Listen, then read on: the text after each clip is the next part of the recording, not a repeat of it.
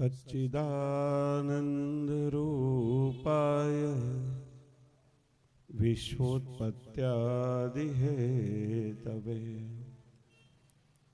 तापत्रयविनाशाय श्रीकृष्णाय वयं नमः। अज्ञानतिमिरान्धस्य ज्ञानाञ्जनशलाकया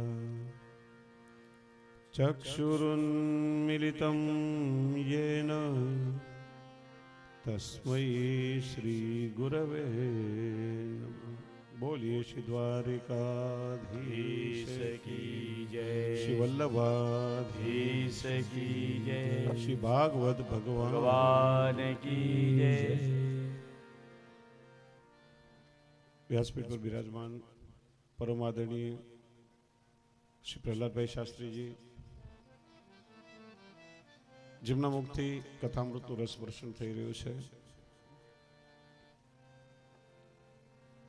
ચેરવિશ્યવાન શ્રી કરદમ શાસ્ત્રીજી, મનોરથી જોગી પરિવાર, કથામૃતનું પાન કરવા પધરેલા આપ સૌ ભાગ્યવાન વૈષ્ણવ, ખૂબ ભાગ્યશાળી છો કે નૂતન વર્ષના પ્રારંભમાં દિવ્ય સત્સંગ લાભ આપને મળી રહ્યો છે.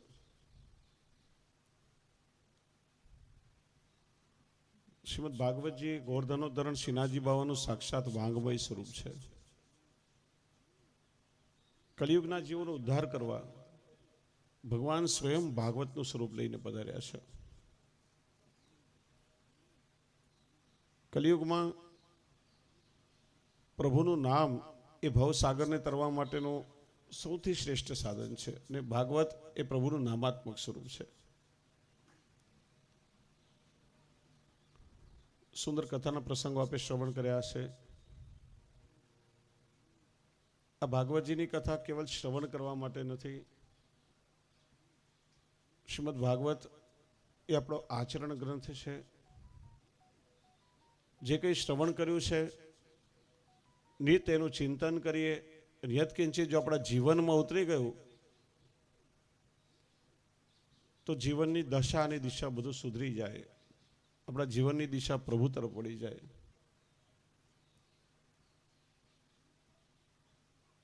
આચાર્ય પીઠ પરથી ટર્નભર પ્રવચન થાય, મણભર શ્રવણ કરો, એના કરતાં કણભર આચરણમાં ઉતારો એ વધારે આવશ્યક છે. શ્રીમદ ભાગવત એ જીવન ગ્રંથ છે. ભગવદ્ ગીતા એ માણસના મોહને દૂર કરે છે. ભગવાન શ્રી કૃષ્ણએ ગીતાનો ઉપદેશ આપી અર્જુનના મોહને ભાંગી નાખ્યો. અને શ્રીમદ ભાગવત એ મનુષ્યના શોક, મોહ અને ભય આ ત્રણેયને દૂર કરે છે. જીવન પણ સુધારે છે અને મૃત્યુ પણ મંગળ બનાવે છે. માણસને જીવતા પણ શીખડાવે છે અને માણસને મરતા પણ શીખડાવે છે. બંને સમયને સાર્થક કરે છે. એવો એક આ દિવ્ય ગ્રંથ છે. જ્યારે કહું કે કથા વિરામ તરફ જઈ રહી છે ત્યારે છેલ્લે પરીક્ષિત રાજાએ ભાગવતજીની આ કથા શ્રવણના 5 બહુ સુંદર ફળ બતાવ્યા છે, જેનો અનુભવ પરીક્ષિતે કર્યો. ત્યારે સુખદેવજીએ પૂછ્યું, તારા મોક્ષ માટે જે કંઈ તને સંભળાવવા યોગ્ય હતું એ બધું મેં તને સંભળાવ્યું. પ્રભુ અને પ્રભુના ભક્તોની દિવ્ય ગાથાઓ તને શ્રવણ કરાવી. તારો મૃત્યુનો સમય નજીક આવી રહ્યો છે, હજી કંઈ સાંભળવાની ઈચ્છા હોય તો કહે. ત્યારે પરીક્ષિત કહે છે, મહારાજ હું ધન્ય થયો, આપના દ્વારા હું અનુગ્રહિત થયો છું. આપે મારા પર બહુ કૃપા કરી, પરમાત્માની દિવ્ય લીલાઓનું શ્રવણ કરાવ્યું મને. હવે મને જગતમાં કોઈનો ભય નથી રહ્યો, મારા મનમાં હવે કોઈ શંકા પણ નથી રહી. હવે તો એવું લાગી રહ્યું છે કે સ્વયં પ્રભુ મારા હૃદયમાં પધાર્યા છે. પ્રભુના સ્વરૂપમાં મારો અનુરાગ થઈ રહ્યો છે. હવે તો મને સર્વત્ર પ્રભુના દર્શન થઈ રહ્યા છે. કૃપા કરીને હવે મને દેહ છોડવાની આજ્ઞા આપો. પ્રભુમાં ચિત્ત પરોવી પોતાના દેહનો ત્યાગ કર્યો અને પ્રભુના ચરણમાં સીધો પ્રાપ્ત થયો છે. અને પછી તક્ષક તો એના શરીરને માત્ર કરડ્યો છે અને પરીક્ષિતનો દેહ અગ્નિમાં બળબડ બળવા લાગ્યો. એનું કારણ શ્રી મહાપ્રભુજી બતાવે છે કે પરીક્ષિતનું શરીર સામાન્ય શરીર નથી. અશ્વત્થામાએ જ્યારે ઉત્તરા પર બ્રહ્માસ્ત્ર છોડ્યું, 10 સ્કંદના બીજા અધ્યાયમાં કહે છે પરીક્ષિત કે અશ્વત્થામાના છોડેલા બ્રહ્માસ્ત્રથી મારું શરીર તો બળી ગયું હતું, પણ ઈશેના જીવિતમ પુનઃ, પ્રભુએ કૃપા કરી અને મને પુનર્જીવિત કર્યો. એટલે પરીક્ષિતનું જે શરીર છે પ્રભુએ આપેલો અલૌકિક દેહ છે ને તનુનવત્વની પ્રાપ્તિ થઈ છે. અને લૌકિક અગ્નિથી એનો અગ્નિ સંસ્કાર ન થઈ શકે અને એટલા માટે તક્ષક રૂપી અગ્નિથી પરીક્ષિતના દેહનો અગ્નિ સંસ્કાર થયો છે. અને 5 વસ્તુ એને બતાવી. મને કોઈનો ભય નથી રહ્યો. ભાગવત નિર્ભય બનાવે છે. સૌથી મોટો ભય મૃત્યુનો ભય છે. જીવ માત્રને મૃત્યુનો ભય સતાવતો હોય છે અને મૃત્યુને પણ મંગલ બનાવે એ ભાગવત છે. એનું કારણ પાપી માણસ હંમેશા ભયભીત રહેતો હોય, ક્યારે મરીશ, ક્યારે મને કોઈ મારી નાખશે, ક્યારે મારું મરણ નજીક આવશે, હું કઈ રીતે મરીશ, સતત એને ભય સતાવે. જ્યારે ભાગવત માણસને નિષ્પાપ બનાવે છે અને નિષ્પાપ માણસને આ જગતમાં કોઈનો ભય હોતો નથી. મહારાષ્ટ્ર સંત એકનાથ, એમની પાસે એક ભક્ત આવ્યો, પૂછ્યું મહારાજ તમે આટલા નિષ્પાપ કેમ રહી શકો?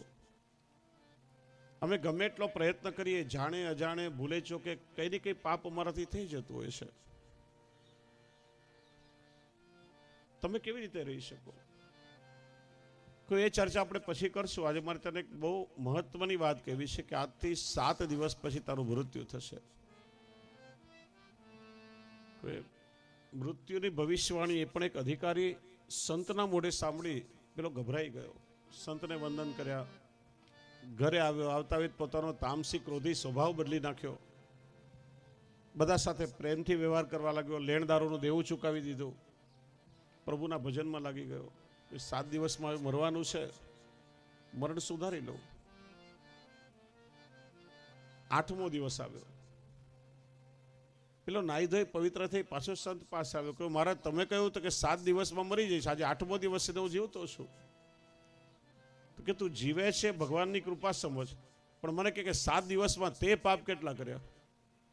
કે પાપ શું, મેં પાપનો વિચાર નથી કર્યો. 7 દિવસમાં જો મરવાનું હોય તો પાપ કેમ કરું? ત્યારે સંતે પોતાની નિષ્પાપતાનું રહસ્ય સમજાવ્યું કે તને ખબર પડી કે 7 દિવસમાં મરવાનો છે, બધું પાપ કર્મ છોડી દીધું, તો મને તો એક ક્ષણનો પણ ભરોસો નથી કે આગલી ક્ષણે મારું શું થશે, હું પાપ કઈ રીતે કરું? આ જીવન ક્ષણ ભંગુર છે. ભાગવતજીમાં કહ્યું કે આપણે જીવો કેવા છીએ? કાલ વ્યાલ મુખગ્રાસ,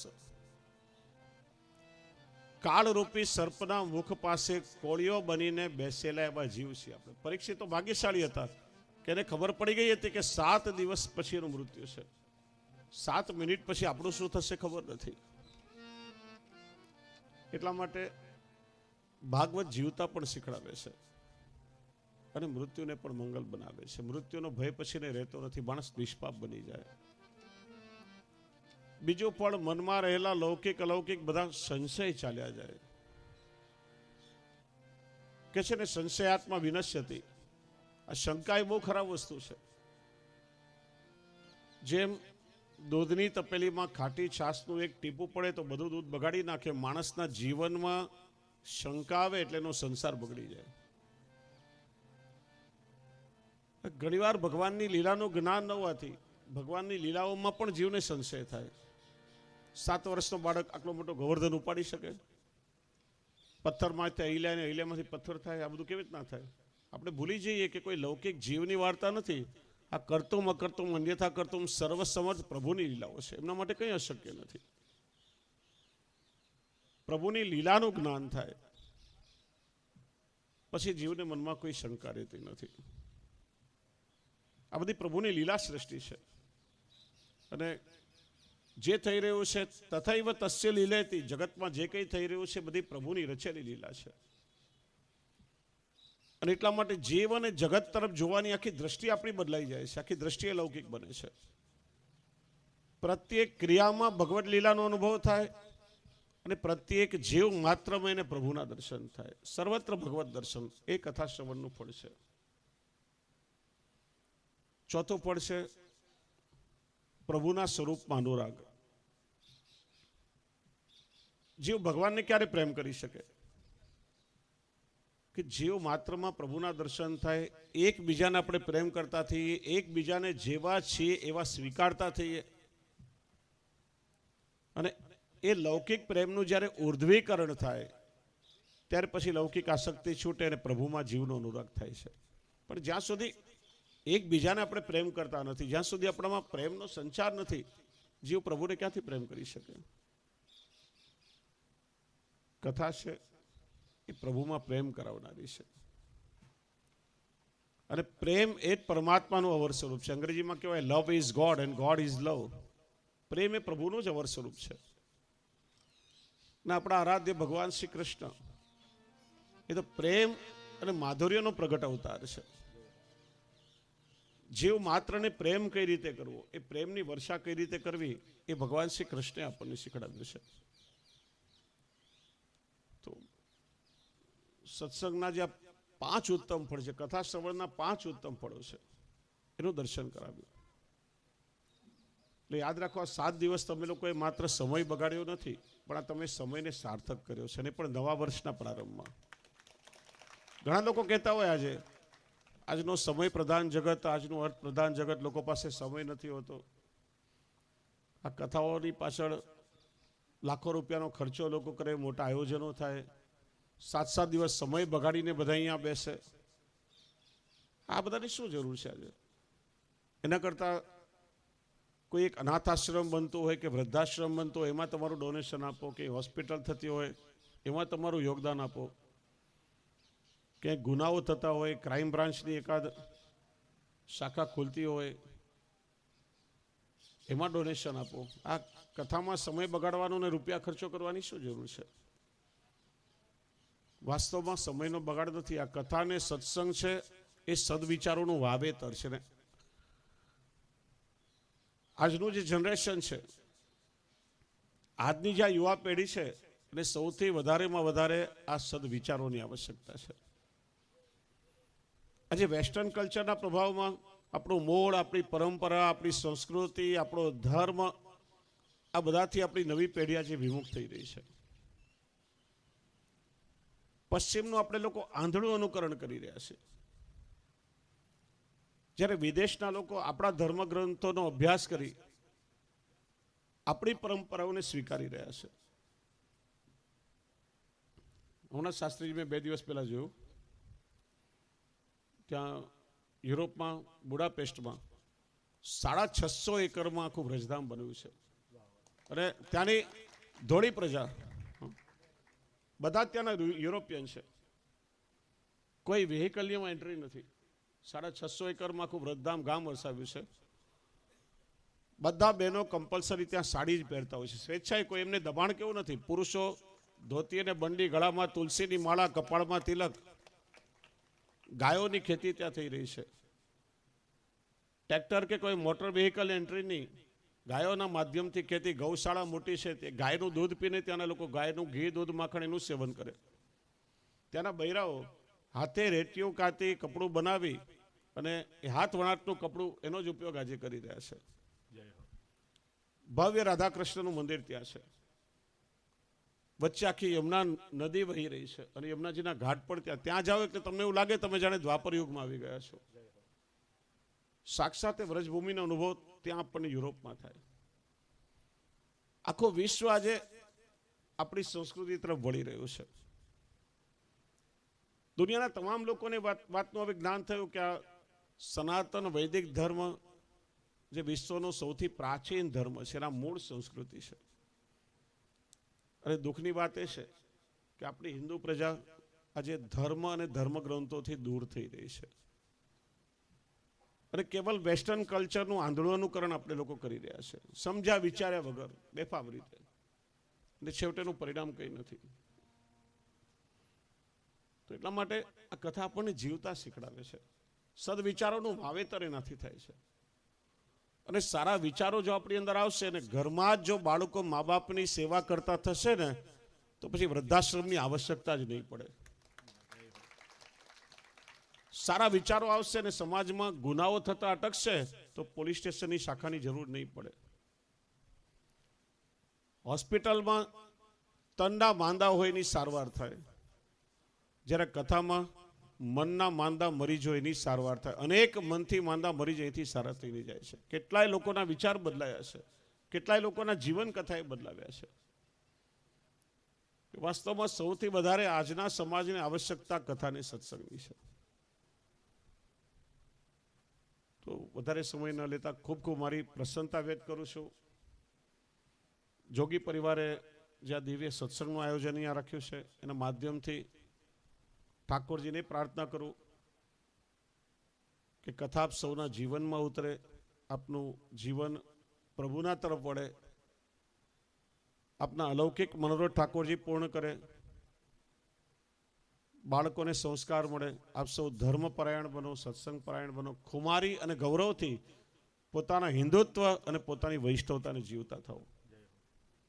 સૌના પર ઠાકોરજીની કૃપા થાય. બસ એટલું કહી મારી વાણી પ્રભુના ચરણોમાં સમર્પિત કરું. શ્રી વલ્લભાધીશ કી જય, શ્રી દ્વારકેશલાલ પ્યારે કી જય, શ્રી વ્રજજવાલાલ પ્યારે કી જય.